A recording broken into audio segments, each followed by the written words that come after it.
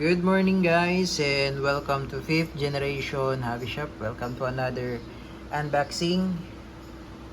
Shoutout po kay Sir Gilbert. Yan, meron tayo ngayong i-review na unit. 75 competition model airsoft pistol po ito. Plastic BBs po ang bala. Yan, KWC brand. Ito po yung model 75 competition. Yan, plastic BBs. May nakakabit na po tayo dyang tactical for reticle sight. Yan, naka-zero na rin siya. Meron siya for reticle siya.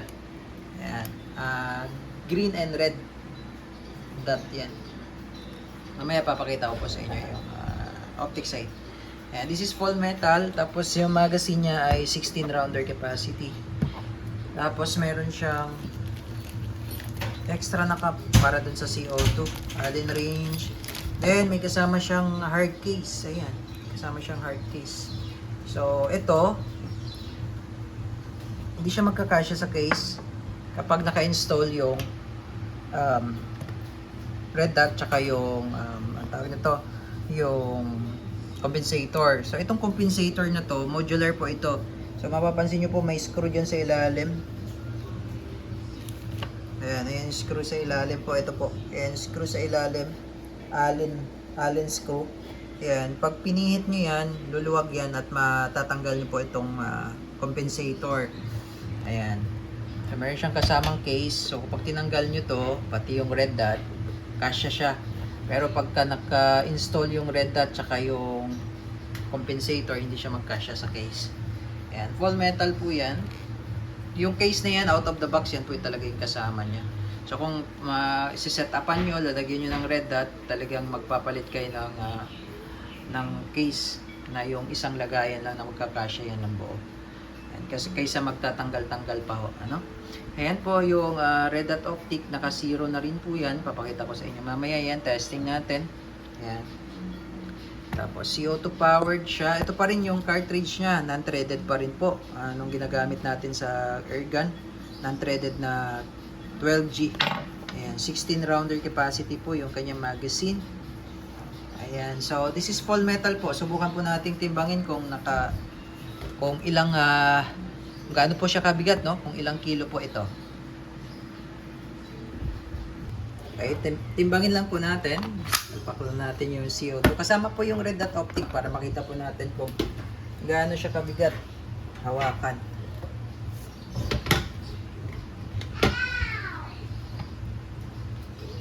Okay. So wait lang.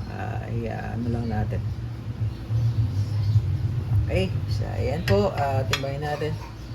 Nasa 1.60. Ayan po. 1.60. So, halos 2 kilo na po siya. Ganun po siya kabigat. Ganda. So, ito po yung reticle. 4 na reticle po yan. Meron siyang dot. Then, meron siyang crosshair. Pagtawalan sa inyo.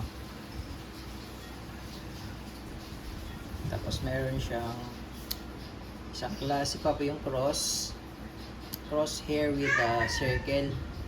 Yan, 4 na dot. Di lang po siya klaro masyado sa camera. Meron siyang green din. Yan, meron siyang green. Maganda siya actual. Hindi siya kita masyado. Ayos.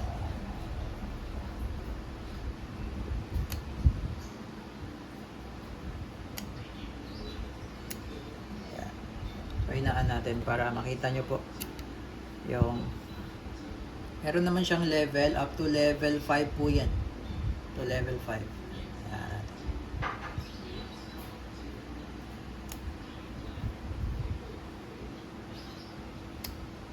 Yan. So 4 na reticle po yan. Pwedeng red, pwede rin green. Yan. Ito yung favorite ko, yung dot lang. Yan. Okay.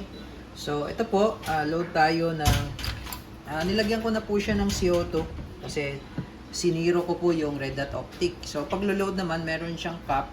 Ito yung pang higpit, tapos ito yung extra. Ito yung extra, tapos meron siyang allen range. Ayan, tapos may susi pa po yan dun sa case. Ayan, may susi siya. Ayan, so, mag-load na lang po tayo ng BBs.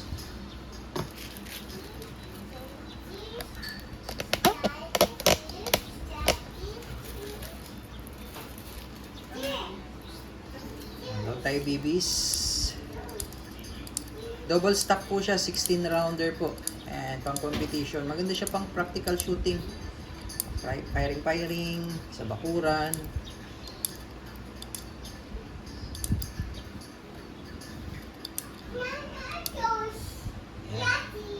Okay. So meron din siyang, ito po yung cocking handle niya. Ayan, tapos meron siyang manual safety. Ayan. Manual safety, naka-fire mode yan. Ayan, safe. Safe.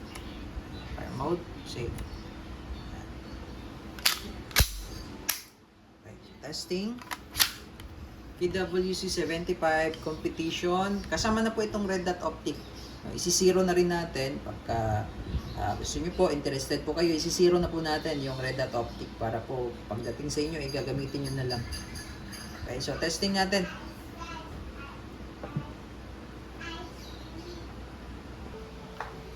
Okay, testing po, full metal KWC 75 competition model.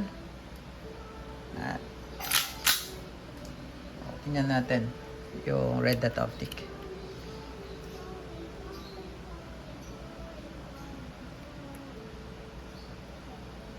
Firing. Ayan. So, pwede tayo magpalit ng reticle. Kung gusto nyo po, ayun. Ayan. Zero na siya. Ayan. Pwede tayo magpalit ng kulay. Kung gusto nyo po, red naman. Ayan, yung red. Eh, medyo magalaw lang yung target. Kaya yan. Ito naman tayo sa tingnan natin yung groupings.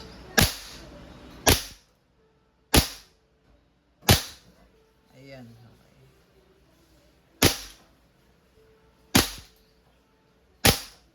Ayan, medyo mababa pa siya ng konti pero yung groupings niya nandyan lang, no? Nandyan lang siya. So, switch natin sa lang top.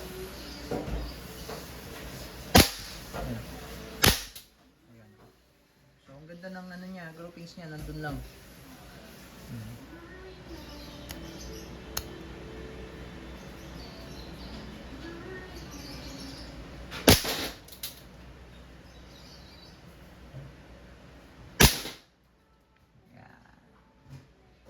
So, pusin lang natin yung bala hanggang sa mag-open slide.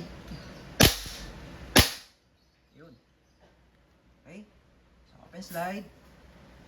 Yun, release nyo lang yung magazine, and then push down lang.